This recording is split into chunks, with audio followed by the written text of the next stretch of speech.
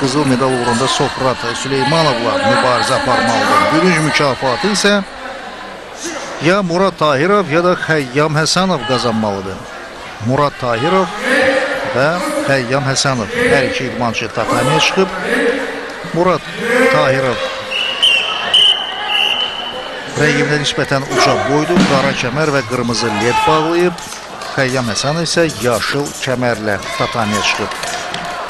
Belə bir təsəvvür yaranır ki, Murad Tahirov asanlıqla üstünlük qazana bilər, amma gözlənilmədən büdrəyir və yıxılır.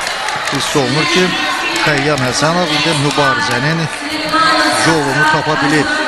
Rəqibin ayağına zərbələr endirməklə ona təsir göstərmək və qalib gəlmək. Əgər bu zərbələr bir-birinin ardınca eyni nöqtəyə endirilsə, o zaman rəqibin ayağı da tutula bilər və bu zaman o daha qüvvətli zərbələrə məruz qala bilər. Bu isə tam qələbə demək olardı.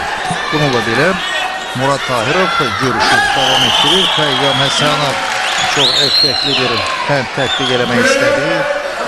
Hakimlər bu fəndi qeydə almadılar. Mavaşı yıxılaraq başa zərbə Kyokushinkai təlimində çox tez-tez müşahidə olunan effektli fəndlərdən biridir. Xəyyam Həsənov qaydanı pozduğuna görə ona cərimə balı elan edilir. Murad Tahirova isə bazari balı verilir və o qalib elan olunur. Beləliklə Murad Tahirov yarışı 3-cü yerdə başa vurur.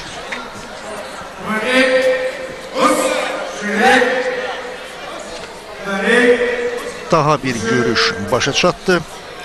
Bir